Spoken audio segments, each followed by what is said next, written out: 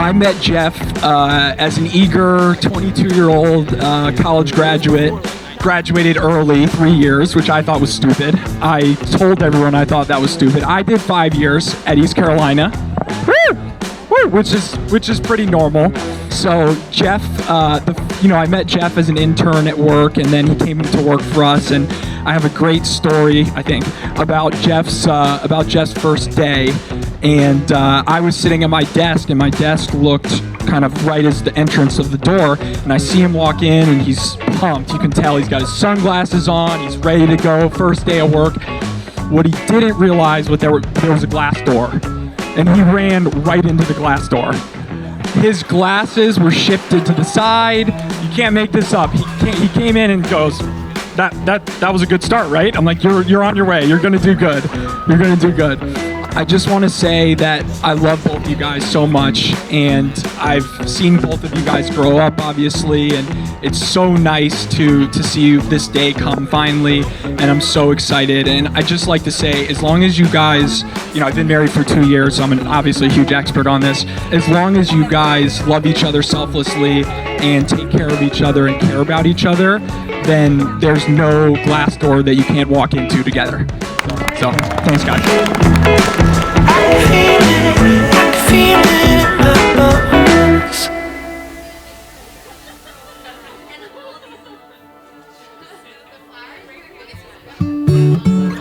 See, one of the things I always try to cast vision for any couple is that they try to live a good story. Not a perfect story, but a good story. After all, when something's perfect, it's static and unchanging, and frankly, that's just not real life, and that's not even a goal. But within a good story, there's more than enough room for joy and celebration, at the same time, plenty of room for struggle and for growth. That's what makes a good story. It's the ups and the downs and the successes and the challenges, whether that's in a book or a movie or in real life. And it's always the good stories, not the perfect stories, that are the ones that inspire us the most. So my hope for both of you is that you continue to embrace and live a good story together. Those of you who know Amanda well know that most of her days are the best day ever. And how could you not have a better day to hang out with somebody who has the best day ever 90% of the time? Now, if she doesn't say that, though, you better just watch out. But that doesn't happen very often, I'll tell you.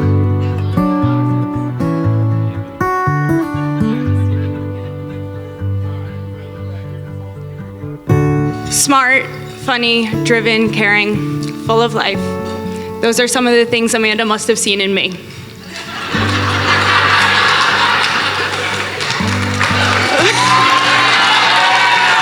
In all seriousness, Amanda was quick to take me in and introduce me to all of her Raleigh friends, and most importantly, her now husband, Jeff.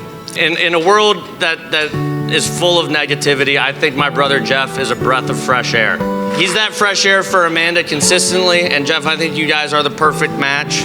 Often you hear people say that they're committed to their marriage, but my challenge to you both is not simply to be committed to your marriage, to an institution, or to a legal contract, but rather remain committed to the person standing in front of you now.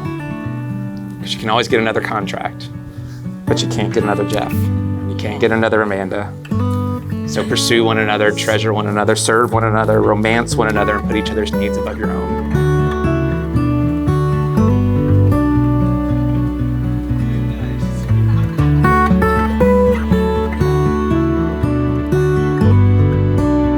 I guess to kick this off, I can just start by saying that when I was little, I used to get on my hands and knees and pray before bed that Jeff had never been born. True story. As if there was something I could do about it at that time, but all I wanted was a little sister, and my cruel, cruel parents gave me Jeff instead. We got really close my senior year of high school, and then by the time I went off to college, he had become one of my favorite people on the planet. You guys are the perfect match. I've never seen two people more in love and devoted to each other than these two. You guys are so similar. You're the most caring people I've ever met, both incredibly smart and witty, and always down for a good time. As Beth mentioned, it's always the best day.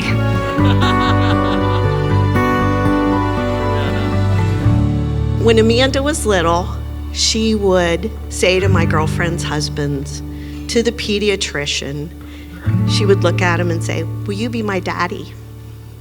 And they were always kind of like, this is kind of awkward and uncomfortable. She'd sit on their lap and they'd be like, sorry, I already have my own kids. And then, after MJ had been her dad for 7 years, one Christmas morning, she gave him a letter and asked him to be her dad officially. And he said yes. So when Jeff asked Amanda to marry him, I couldn't have been happier. And so Amanda went from trying to find a man in her life that would love her forever, and now she has 2 in her life that are gonna love her forever and more than anything. What else can you ask for? You know?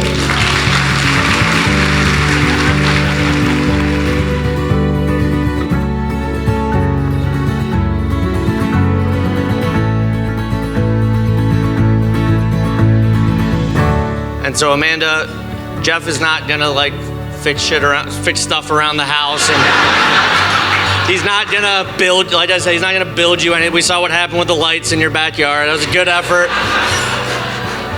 But he's gonna love you unconditionally, and he's gonna put you and your future family first forever. I have no doubt about that.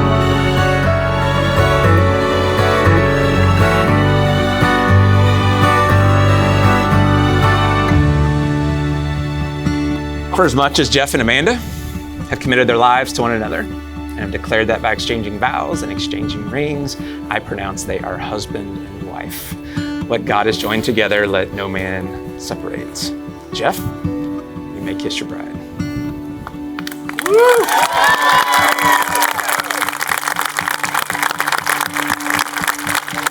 Ladies and gentlemen, I am happy to present to you Mr. and Mrs. Jeff Nemesi. So one day, I get a call from Jeff, and he says, hey, I met this girl last night. I'm in love. I'm like, okay, sure you are. He brings her around, and of course, the first thing I do is I'm like, all right, what can I hate about this girl? I'm like, she's still in college? Probably pretty immature, you know? I remember one time I walked in, and she was like sitting on the couch with like one arm around Grandma and one arm around Pop-Pop, and I'm like, oh, God. So one day, after a couple drinks, Jeff comes up to me and he's like, dude, I really like this girl. Can you just chill out? I should like just throw her a bone, whatever. I'm like, fine.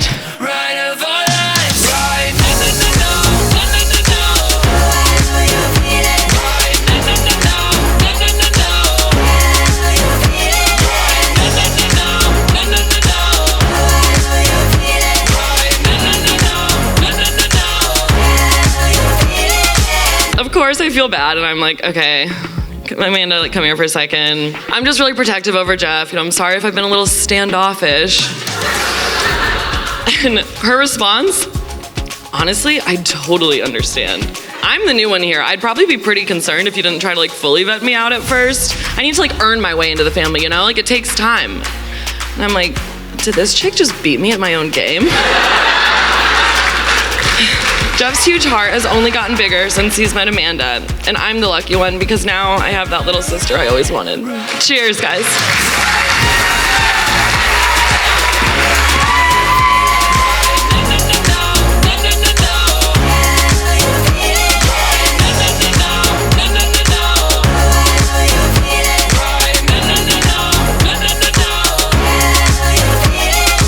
Be kind to one another. Be patient with one another, and be quick to forgive. And when all else fails, there's nothing a little brewery Bavana can't fix. I love you guys.